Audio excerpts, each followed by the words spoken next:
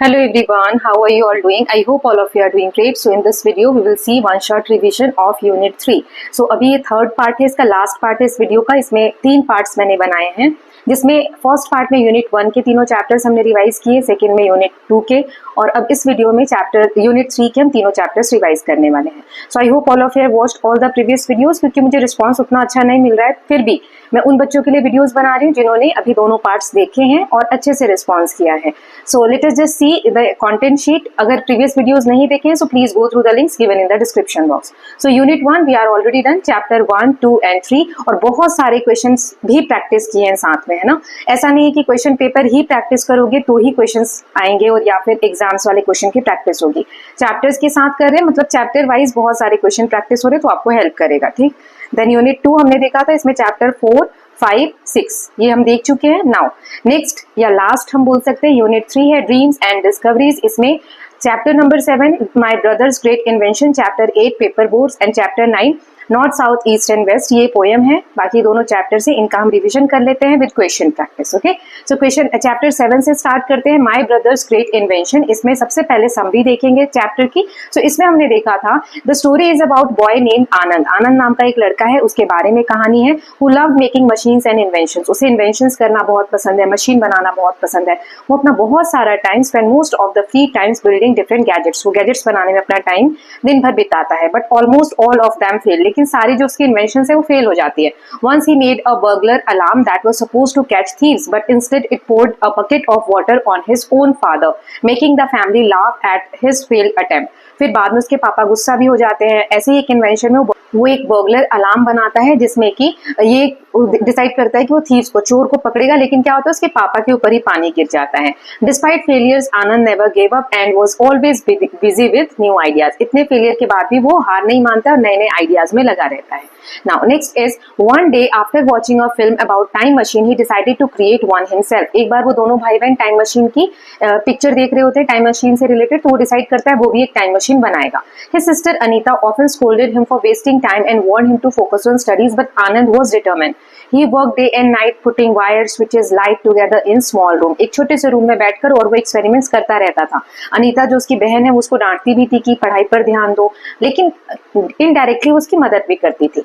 Anita sometimes help him दो she did not believe it would really work. Anita कभी कभी उसकी मदद भी करती थी. नाउ नेक्स्ट देख लेते हैं. Let one night while the family asleep, a thief entered their house. Anand quickly thought of a plan. एक चोर उनके घर में घुस जाता है जब सब सो गए होते हैं, और आनंद को एक आइडिया आता है. He tricked thief into entering the room where his unfinished time machine was kept. कैसे भी करके आनंद टाइम गेट करने के लिए कि जब तक थीफ इधर उधर होगा वो गलत रूम बता देता है. जब थीफ उसके पापा का रूम पूछता है तो अपना वाला रूम बता देता है. वहीं पर उसने जो टाइम मशीन बना रहा था, जो अनफिनिश थी, वहां पर वो मशीन भी थी. Suddenly there was a flash of light and the thief disappeared leaving behind only his scarf. वहां पर इसका स्कार्फ रह जाता है और सभी जो वो थीफ है वो गायब हो जाता है. जब आनंद सबको ये बात बताता है तो कोई उसको विश्वास नहीं करता उसकी बातों का. They thought it was another one of his silly experiment. वो कहता है ये एक सिली एक्सपेरिमेंट ही है जैसा हर बार इसका होता है. Then at last but Anand remain confident. Anand को पूरा कॉन्फिडेंस है कि नहीं, वो टाइम मशीन के थ्रू ही गायब हुआ है चोर. For him this was not just an accident but proof that his invention truly work. The story highlights Anand's creativity, determination and belief in his ideas even when others laughed at him.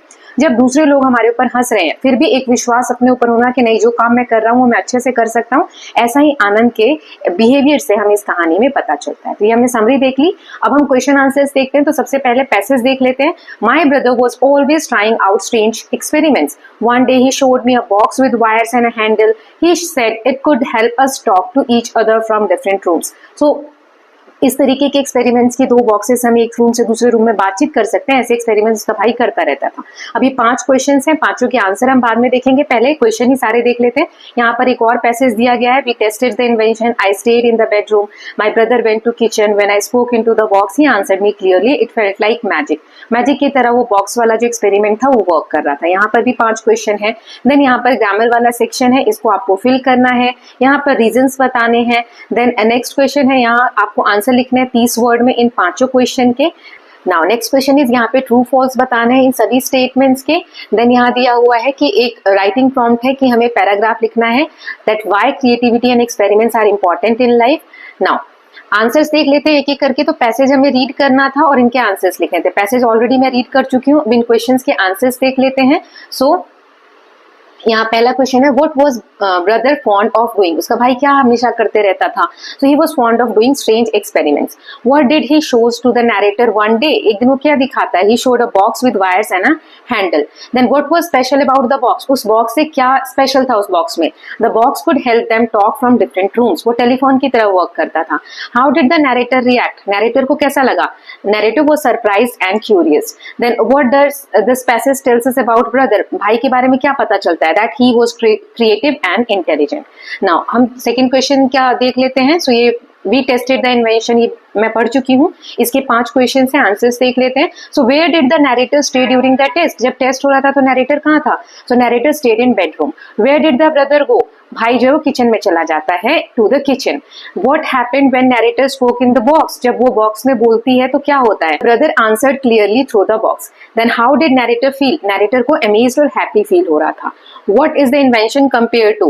It was compared to magic, जादू की तरह उसे compare किया गया। Now next question है, हमें इसे complete करना था थर्ड वाले में, और यहाँ पर ये रीजन बताने हैं। तो दोनों आंसर्स देख लेते हैं। तो यहाँ पर इन्वेंशन आएगा, ये स्पेलिंग आप फिल कर लीजिएगा, एक्सपेरिमेंट आएगा, स्ट्रेंज आएगा, बॉक्स आएगा एंड स्पीक आएगा, ठीक। देन अब ये रीजन बताना था, द ब्रदर वर एक्साइटेड, भाई जो था एक्साइटेड था, क्यों, because he wanted to test his invention. The narrator was surprise, narrator क्यों सरप्राइज थी, because the invention really worked. Then the invention was useful because it allowed them to talk from different rooms. Then the test was successful because both could hear each other clearly. The story is inspiring because it shows creativity and hard work. Okay, now next है, यहाँ 5 question है, इन्हें इनके answers करने हैं, हमें chapter के basis पे है। तो चलिए देख लेते हैं। So what kind of boy was the narrator's brother, the narrator's brother was curious, hard working and full of ideas. He loved experimenting and inventing new things, showing his creativity and intelligent nature. Then what invention did he create, उसने क्या create किया था। तो अभी passage के हिसाब से, chapter के हिसाब से, यहाँ चैप्टर के हिसाब से हमें आंसर करना है। तो इसका आंसर क्या हो जाएगा, उसने क्या क्रिएट किया था। He created talking device, a box with wires and handles that allowed 2 people communicate from different rooms. Then how did they test the invention? Invention को कैसे टेस्ट किया? They tested it by staying in different rooms. The narrator stayed in the bedroom while his brother went to the kitchen to use the invention. Then how did the narrator feel about the invention? कैसा लग रहा था narrator को? So the narrator felt surprised and delighted when the invention worked. यहाँ पर she आएगा और यहाँ पे her आएगा, ठीक है। She admired her brother's creativity and was proud of his achievement. Then fifth question है हमारा, what message does the story give us, इसे क्या पता चलता है। So the story gives the message that creativity, experiments and determination can lead to new discoveries, hard work and ideas help bring success. अगर हम creativity दिखाएं, experiment करें तो नई डिस्कवरीज इन्हीं से शुरू होती है। हार्ड वर्क और न्यू आइडियाज जो होते हैं उससे हमें सक्सेस मिलती है लाइफ में, ठीक है। नाउ क्वेश्चन नंबर 6 है, यहाँ ट्रू फॉल्स बताने थे। तो narrator brother made a toy car, गलत, उसने फोन बनाया था। The invention help them talk from different room, ये आ जाएगा ट्रू।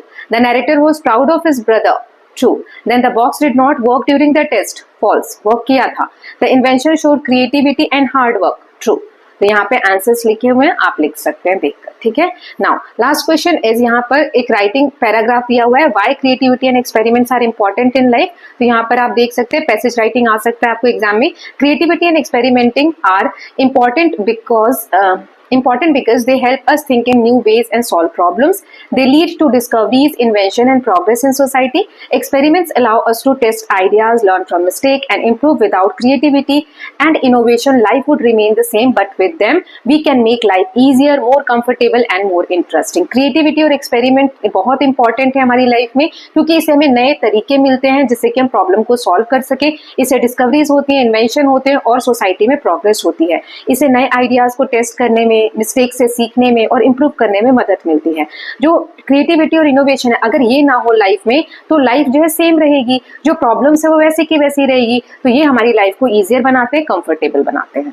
तो इसके साथ हमने चैप्टर नंबर 7 अपना कंप्लीट कर लिया है। Now we are going to see next chapter, that is chapter number 8। इसमें एक पोएम थी हमारी, पेपर बोट्स, इसके बारे में पढ़ लेते हैं। तो समरी देख लेते हैं। तो ये पोएम जो है रविन्द्रनाथ टैगोर जी ने लिखी है। So this poem beautifully reflects the innocence and imagination of childhood, कि बच्चों के मन में किस तरीके की इमेजिनेशन आती है उसके बारे में यहाँ पर दिया हुआ है। The poet describe how he float paper boat in running stream every day, कैसे वो नाव तैराते हैं। He writes his name and village name on them. Hoping that someone in far away land will discover them and no about him, कि कोई दूर दराज कोई अनजानी जगह पर ये नाव जाएगी और वहां कोई अनजान व्यक्ति इसको लेगा और उस पर उसका नाम लिखा हुआ है बच्चे का और गांव का नाम, तो उसे समझ में आएगा कि कहाँ से ये नाव आई है। जो बोट है उस पर वो सिवली के फ्लावर्स डालते हैं जो प्योरिटी और लव का एक सिंबल है, which he wishes will reach other safely, वो सोचते हैं कि ये किसी तक तो सेफली पहुंच जाएगा। Then as he launches the boat he imagines that cloud in the sky are his playmates racing with his little boat। अब जब वो बोट को पानी में डाल देते हैं तो ऊपर बादल भी उसके साथ साथ ऐसा लगता है कि चल रहे हैं और खेल रहे हैं उनके साथ। At night he dreamed that his boat sailed endlessly under the midnight stars carrying fairies of sleep with basket full of dreams। फिर जब वो सो जाते तो उन्हें सपना आता है उनकी जो बोट है वो सेल हो रही है, तैरती जा रही है और वहां पर परी है जो उसमें बैठी हुई है और सपनों से भरी हुई टोकरी उसके पास है। The poem beautifully blend imagination and reality, imagination और रियलिटी को पूरी तरीके से ब्लेंड करके पोएम को बनाया गया है, जो दिखाती है show casing a child pure heart innocent wishes, कि बच्चे का मन कितना साफ होता है, उसके जो इनोसेंट विशेज हैं, डिजायर हैं, इच्छाएं हैं, उसके बारे में बताते हैं to connect with the unknown world. तो ये इसकी समरी हो गई। अब अगेन पैसेजेस देख लेते हैं। जैसे पहला है, day by day I float my paper boat one by one down the running stream in black letter I write my name on them and name of village where I live I hope that someone in the some strange land will find them and know who I am। ये answers लिखने हैं, लिख लेंगे।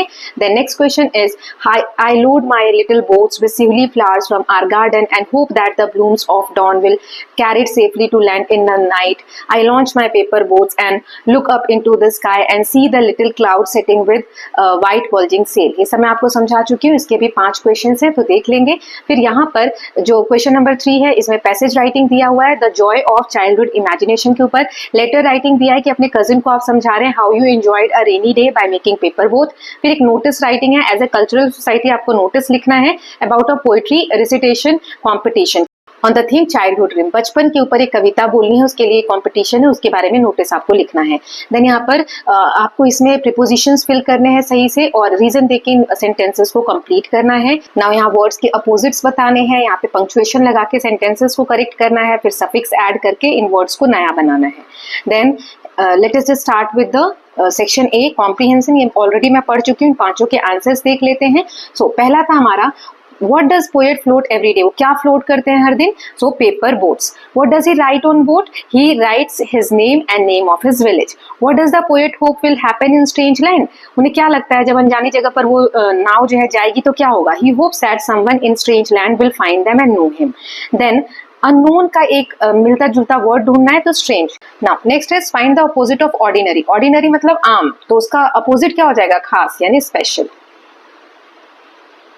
ठीक, now next passage देख लेते हैं, read कर चुके हैं, इसके क्वेश्चन आंसर्स देख लेते हैं। So let us just move ahead. So पहला क्वेश्चन है, what does the poet load into boat? Boat में क्या रखते हैं? Shiuli flower. Then what do shiuli flower symbolize in the poem? Purity, love and innocence. ये पता चलते हैं, ये सिंबल है किसके? सिवली फ्लावर के। Then what date of day is suggested by blooms of dawn? Blooms of dawn मतलब अर्ली मॉर्निंग यहाँ पे सजेस्ट हो रहा है। Then who sets the white bulging sail according to the poet? So little clouds, जो बादल हैं वो ऐसा करते हैं। वर्ड हमें पता करना है जो जिसका मतलब है to start a journey, launch. ठीक, नाउ नेक्स्ट है यहाँ पर हमें पैसेज राइटिंग लिखना है। टॉपिक ये दिया हुआ है the Joy of childhood imagination. चलिए इससे स्टार्ट करते हैं। मैंने पैसेज लिख दिया है, childhood is the most joyful stage in life full of dreams and imagination. A child sees the world with wonder and finds happiness in small thing, making paper boats, flying kites और imagining fairies bring endless delight. This imagination allows children to connect with nature and create their own world of beauty and innocence. Such joys are simple but unforgettable, reminding us that childhood imagination is the purest form of happiness। कि childhood में हम इतनी imagination करते हैं, जो दुनिया है ही नहीं उसके बारे में भी कल्पना कर लेते हैं। परियों के साथ हम बातचीत करते हैं, हमें ऐसा लगता है परियां होती हैं, पेपर बोट्स बनाना, पतंग उड़ाना, राइट। तो ये सब चीजें जो इनोसेंस है, ब्यूटी है, ये चाइल्डहुड में ही हमें हमारे साथ होता है। Then next is write a letter to, अपने कजिन को डिस्क्राइब करना है कि आपने बारिश के दिन को कैसे एंजॉय किया, पेपर बोट्स बना के एक लेटर लिखना है। तो डियर कजिन, या आप यहाँ पे डायरी राइटिंग भी इसको बोल सकते हैं। डायरी राइटिंग है तो यहाँ आप लिख दोगे डियर डायरी और यहाँ डेट लिख दोगे। Yesterday was a wonderful rainy day. I made many paper boats and floated them in the small stream near our house. Watching them sail gave me great joy and imagine they were traveling to faraway places. It was the happiest moment of the day. I wish you had been here to join me. Your lovingly XYZ. यहाँ पर आप अपना नाम लिख लेंगे, ठीक, कि कैसे आपने पेपर की नाव बनाई, फिर अपने घर के पास जो स्ट्रीम है, पानी बहता है, वहां पर रखा, उसको जॉय, ग्रेट जॉय आपने किया, खेला कूदा, है ना। सो ये सब चीजें आपने की, वो आप बताएंगे। नाउ नेक्स्ट हमें एक कल्चरल इवेंट है जिस पोएट्री से रिलेटेड कंपटीशन है, तो आपको उसके ऊपर नोटिस लिखना था। तो नोटिस यहाँ पे कंपटीशन का नाम लिख देंगे।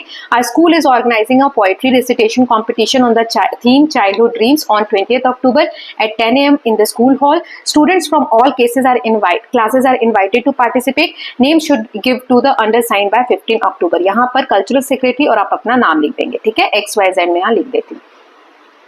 नाउ नेक्स्ट देख लेते हैं। यहाँ पर हमें प्रीपोजिशन फिल करने थे और यहाँ पर रीजन बता के सेंटेंस कंप्लीट करने थे। तो पहले प्रीपोजिशन वाले देख लेते हैं। The boats floated dash the stream along the stream, ठीक है, अलोंग आ जाएगा, यहाँ पर ओवर आ जाएगा। The cloud sailed over the sky, the fairy sailed dash the midnight stars under the midnight stars. तो यहाँ ओवर आएगा, यहाँ अंडर आएगा। अब नेक्स्ट वाले में रीजन देना था। So poet writes his name on the boat, because वो नाम क्यों लिखते हैं बोट के ऊपर, because he wants people in distant land to know about him. Then the cloud seems like playmates, because the cloud seems like playmates because they sail like boats in the sky. Then next देखते हैं। The poet dreams about his boat at night because he imagines they carry fairies of sleep, कि उसमें परियां बैठी हुई हैं उस boat में। नाउ नेक्स्ट इज यहाँ अपोजिट्स बताने, यहाँ पंक्चुएशन लगा के सेंटेंसेस सही करने और यहाँ सफिक्स लगा के न्यू वर्ड्स। तो स्ट्रेंज का क्या हो जाएगा, फैमिलियर, डॉन का डस्क, फ्लोट का सिंक। स्ट्रेंज मतलब अननोन, फैमिलियर मतलब जिसे हम जानते हैं, डॉन डस्क सुबह और शाम अपोजिट होते हैं, फ्लोट मतलब तैरना, सिंक मतलब डूबना। पंक्चुएशन लगाने थे तो यहाँ पर ये वाला साइन आएगा, यहाँ फुल स्टॉप आएगा और यहाँ क्वेश्चन मार्क आएगा, क्योंकि ये क्वेश्चन है और ये इसमें कैपिटल भी होगा। तो ये मैंने करेक्ट करके यहाँ पर दे दिए, यहाँ भी ये कैपिटल होगा और यहाँ ये कैपिटल होगा, ठीक है। सफिक्स लगाने थे तो dream, dreamer, play, full, full add कर देंगे तो यहाँ फुल आ जाएगा, ER आ जाएगा। सफिक्स मतलब बाद में कुछ वर्ड ऐड करना, यहाँ लेस आ जाएगा, केयरलेस बन जाएगा, ठीक। सो इसके साथ हमने चैप्टर नंबर 8 जो हमारी पोएम थी वो हमने कंप्लीट कर लिया, पेपर बोट्स। अब लास्ट चैप्टर है चैप्टर नंबर 9, इसमें नॉर्थ, साउथ, ईस्ट, वेस्ट, ये चैप्टर हम देखने वाले हैं। इसकी समरी देख लेते हैं। बहुत सारे बच्चों को ये चैप्टर नहीं आ रहा है तो आप यहाँ पर वीडियो को एंड कर सकते हैं, जिनके एग्जाम्स में आ रहा है वो इसकी समरी देख सकते हैं। Okay, so let us just start. This chapter is presented in the form of post card written by Shana, a young girl who travel across India with her parents. Shana नाम की एक बच्ची है जो अपने पेरेंट्स के साथ इंडिया के अलग अलग पार्ट में घूमने गई है और वो अपने दोस्तों को पोस्ट कार्ड के थ्रू सारी चीजें बताती है। So beginning from her home in Rameswaram, Shana explores diverse region. वो रामेश्वरम से शुरुआत करती है और अलग अलग जगह जाती है। कश्मीर जो कि नॉर्थ में है, हिमाचल प्रदेश, अरुणाचल प्रदेश, सुंदरबन जो वेस्ट बंगाल में है, the desert of Gujarat, Narmada river in central India, Goa in south west and finally back to Tamil Nadu. So north, south, east, west, वो चारों जगह मतलब चारों दिशाओं में अलग अलग जगह घूमने जाती है, इसीलिए चैप्टर का नाम भी है north, south, east and west. Okay, now चलिए पढ़ लेते हैं आगे। सो हर पोस्ट कार्ड में, in each post card शना describes her experiences throwing snowballs at the Thajivas glacier, walking through thick forest, rafting in Narmada, seeing mangroves and crocodile in Sundarban। कहाँ कहाँ वो क्या एक्सप्लोर करती है, जैसे बर्फ से खेलना है ना एक जगह पर, फिर नर्मदा में राफ्टिंग करना, मैनग्रोव्स देखना, क्रोकोडाइल देखना सुंदरबन वाले एरिया में, enjoying colorful clothes in Gujarat। She also shares her feeling of wonder, excitement and sometimes fears like when she mentions tunnels or wild animals। So हर जो एक्सपीरियंस है वो अपने फ्रेंड्स को पोस्ट कार्ड के through बताती है। Then through her travel Shana observe important changes in environment। हर जगह के एनवायरमेंट भी अलग अलग है, वो ऑब्जर्व करती है। Such as less snow in glaciers and flooding in Sundarban, मतलब स्नो वाले एरिया में तो बहुत कम है और सुंदरबन वाले एरिया में बहुत ज्यादा पानी है, फ्लडिंग है, वहां पर बाढ़ आ गई है। These observation highlight real environmental concern. इससे एनवायरमेंट को क्या नुकसान हो रहा है, क्या क्या चीजें एनवायरमेंट की कंसर्न है उसको वो हाईलाइट होता है। The post card also capture India's geographical and cultural diversity. कैसे अलग अलग तरीके के विविधता है, कल्चर में डाइवर्सिटी है या फिर ज्योग्राफी अलग अलग है, कहीं माउंटेन है, जैसे कहीं ग्लेशियर है, कहीं माउंटेन्स है, कहीं रिवर है, कहीं डेजर्ट है, कहीं प्लेट्यूज है, कहीं बीचेस है, कहीं वाइल्ड लाइफ है, राइट। सो ये सब डाइवर्सिटी और कल्चर भी हर जगह का अलग अलग है। Then By presenting the text as postcard, the author makes the narrative personal and engaging. Postcard के थ्रू पूरा चैप्टर एक्सप्लेन करने से जो ऑथर है, जिन्होंने चैप्टर लिखा है, उसको ऐसा बना दिया जैसे पर्सनल चीजें हो रही हैं, कोई हमसे कुछ शेयर कर रहा हो. While also allowing readers to travel across India through Shana's eyes. शना के पोस्ट कार्ड, क्योंकि शना ने अपने व्यू पॉइंट्स को पोस्ट कार्ड के थ्रू बताया, तो उससे हम पढ़ने वाले भी ऐसा फील कर रहे हैं जैसे हम इंडिया के अलग अलग पार्ट में घूम रहे हैं. The journey teaches Shana about nature, people and importance of cherishing shared experiences. So journey के थ्रू शना ने अपने जो एक्सपीरियंसेस हैं उसको शेयर किया है. ठीक है, तो ये चैप्टर की समरी हो गई. अब इसके क्वेश्चन आंसर्स देख लेते हैं. तो सबसे पहले यहाँ पर पैसेज है, let us just see. So read the passage and answer the following question. So ये पैसेज रहेगा. इसके बाद नेक्स्ट यहाँ देख लेते हैं. सो रीड द एक्सट्रैक्ट, एक और पैसेज है, इसके बेसिस पे भी 5 क्वेश्चन हैं. अब यहाँ पर क्वेश्चन नंबर गलत हो गए, ये 3 है, ये 4 है. ठीक है, तो इसमें करेक्ट प्रीपोजिशन लगाने हैं. 4th वाले में आपको रीजन देके कंप्लीट करना है सेंटेंस. 5th वाले में यहाँ पे अपोजिट्स बताने हैं. 6th वाले में यहाँ पे पंक्चुएशन लगा के सेंटेंसेस को करेक्ट करना है. 7th वाले में आपको सफिक्स ऐड करने हैं. और फिर इसके बाद यहाँ पे क्वेश्चंस दिए गए हैं जो 2-2 मार्क्स के आते हैं आपके एग्जाम में, उसको सॉल्व करना है. तो पहले पैसेज से शुरुआत करते हैं. तो पहला पैसेज है, today amma and appa took me out on to the river in a small boat. Amma tells me that place like the Sundarbans are called wetlands. Sundarban जैसे जो एरिया है, उनकी मम्मी बताती है बच्ची की कि इन्हें हम वेटलैंड्स कहते हैं. I never knew such a place existed. उसे पता ही नहीं था बच्ची को कि ऐसी कोई जगह भी होती है. And that it was possible for tree called mangroves to grow in sea water. But amma is sad about how much this place flood today. लेकिन वहां पे बाढ़ आने के कारण अम्मा जो है, मम्मी जो है, उनकी उदास है. अब ये क्वेश्चन देख लेते हैं. तो एक एक करके. पहला है, where did Shana go with her parents. कहां पर गई हुई है शना? तो she went to the Sundarban with her parents. What are places like Sundarban called. Sundarban जैसे जो जगह है उसको क्या कहा जाता है? वेटलैंड्स कहा जाता है. Which tree grow in sea water in Sundarban. Mangrove tree grow होते हैं सी वाटर में, खारे पानी में भी मैनग्रोव ट्री जो है ग्रो हो जाते हैं सुंदरबन वाले एरिया में. Why was अम्मा सैड अबाउट सुंदरबन. सुंदरबन को लेकर अम्मा सैड क्यों थी? So she was sad because Sundarban flood, जो बाढ़ आ गई थी, much more today than before. What does this passage show about Shana's learning. शना क्या सीख रही है? इस पैसेज से क्या पता चलता है? So it shows the Shana is curious. वो क्यूरियस है and learn new things about the nature and geography. वो नेचर के बारे में, प्रकृति के बारे में, ज्योग्राफी के बारे में नई नई चीजें सीख रही है. ये इससे हमें पता चलता है. नाउ नेक्स्ट क्वेश्चन यानी नेक्स्ट पैराग्राफ देख लेते हैं. So there are also lot of tunnels that train goes through. I used to be afraid of tunnels but I am not anymore. Someday I wish we could all go on a tour of plateaus. अब plateaus के tour पे जाने का उसका मन कर रहा है. टनल से वो अफ्रेड होती है जहाँ पे टनल्स आते हैं. टनल्स वगैरह में उसका एक्सपीरियंस क्या है वो बताते हैं. अब यहाँ पे 5 क्वेश्चन है, इनके आंसर्स देख लेते हैं. पहला है, वेयर वो Shana traveling when she saw tunnel. Tunnel जैसे गुफा होती है ना, इसके अंदर से गाड़ी जा रही है, तो ऐसा कहाँ पर उसने देखा था. ठीक है, तो शना वॉज ट्रैवलिंग बाय ट्रेन, तब उसने देखा था tunnel. what had she been afraid of earlier. पहले वो किस चीज से डरती थी? टनल से. how does she feel about tunnels now. अब उसको कैसा फील हो रहा है? she is no longer afraid. अब वो उसे डर नहीं लगता है टनल से. what does she wish to do someday. एक दिन वो क्या करना चाहती है? she wishes to go on a tour. Tour पे जाना चाहती है प्लेट्यूज वाले एरिया पे. प्लेट्यूज यानी पठार, जहाँ पे ऐसे पहाड़ होते हैं, ऐसे माउंटेन्स ऐसे होते हैं, और प्लेट्यूज जो होते हैं फ्लैट लैंड होते हैं. What quality of Shana is revealed here. Shana की कौन सी क्वालिटी यहाँ हमें जानने को मिलती है? It shows Shahnaz courage and adventurous spirit. कि उसे घूमना और करेज यानी उसके अंदर बहुत हिम्मत है, ये सब चीजें पता चलती हैं. नाउ यहाँ पर हमें प्रीपोजिशंस बताने हैं और यहाँ रीजन बता के सेंटेंस कंप्लीट करना है. तो एक एक करके देखते हैं. सो प्रीपोजिशन हो जाएगा, तो टूरिस्ट वॉक यहाँ पे आएगा थ्रू या ओवर, तो through the thick forest. Then Shana threw snowballs dash her parents. At her parents या to her parents? At her parents. वो अपने पेरेंट्स के ऊपर snowballs फेंकती है. They traveled dash 2 days to reach Gujarat for 2 days. यहाँ पे for आएगा. ठीक, ये आप इसमें से करेक्ट फिल कर लेंगे. अब रीजंस बताने हैं. सो अम्मा वाज सैड इन सुंदरबन. अम्मा सैड थी सुंदरबन में, क्यों? Because the area floods more than before. क्योंकि वहां पर बाढ़ पहले के कंपैरिजन में बहुत ज्यादा थी.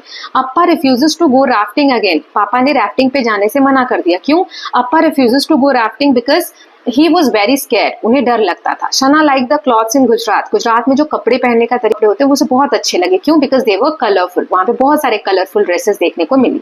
नाउ नेक्स्ट क्वेश्चन इज, हमें यहाँ पे अपोजिट्स बताने हैं और यहाँ पंक्चुएशन लगा के कंप्लीट करना है. Let us just see. So opposites, thick का क्या हो जाएगा? थिक यानी मोटा, तो थिन यानी पतला. हॉट मतलब गर्म, कोल्ड मतलब ठंडा, अफ्रेड मतलब डरा हुआ, ब्रेव मतलब बहादुर. ठीक, देन नेक्स्ट में पंक्चुएशंस लगाने हैं. सो यहाँ पे देखो W कैपिटल हो जाएगा. Where are we travelling next, और क्वेश्चन मार्क के क्वेश्चन है.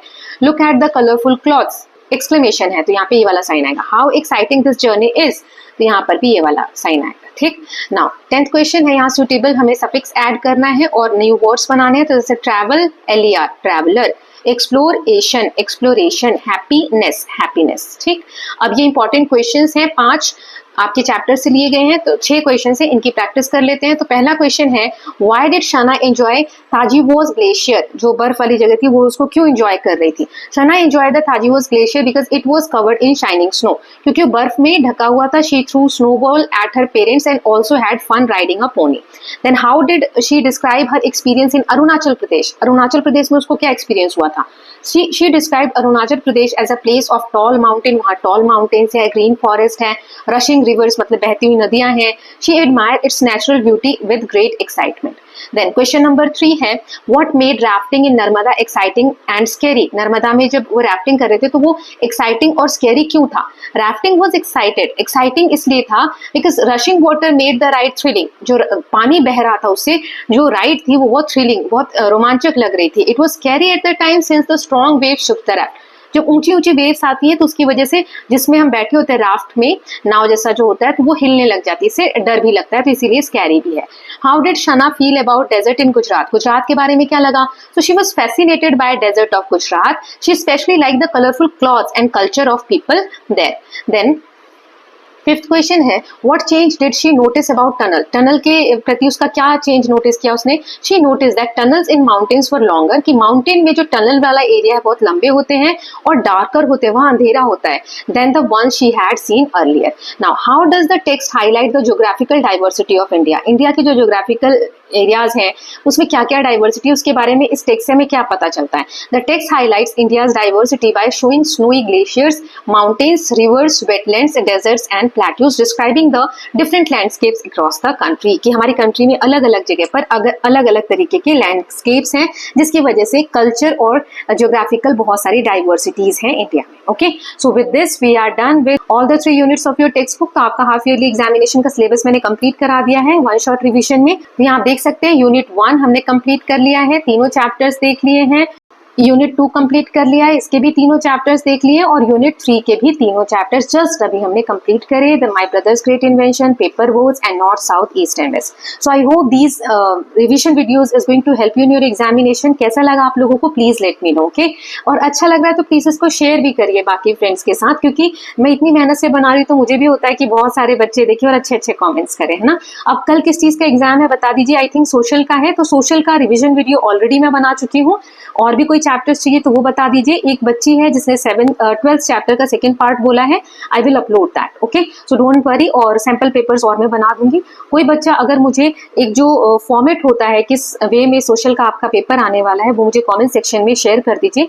जैसे एक बच्ची है स्मिता निकाम, आई डोंट नो कि उनका रियल नेम है या पेरेंट्स की आईडी है, बट उन्होंने मुझे इंग्लिश का पूरा एक फॉर्मेट सेंड किया है कि जो भी उनका ब्लूप्रिंट होता है ना, इतने तरीके के क्वेश्चंस आने वाले हैं इतने मार्क्स के, वो उन्होंने मुझे शेयर किया है। तो उस बेसिस पे मैंने एक सैंपल पेपर भी बनाया, जस्ट अपलोड कर रही हूँ थोड़ी देर में। ऐसे ही आप मुझे सोशल का भी भेज दीजिए तो उसी हिसाब से मैं बना दूंगी sample paper, okay. So thank you so much Smita. आपका नाम क्या है बेटा, यही नाम है क्या? Sorry if I am mispronouncing it, and thank you so much. So I hope all of you are loving these videos. If you are doing so, please like and share it, and don't forget to subscribe the channel for more such videos. Thank you so much.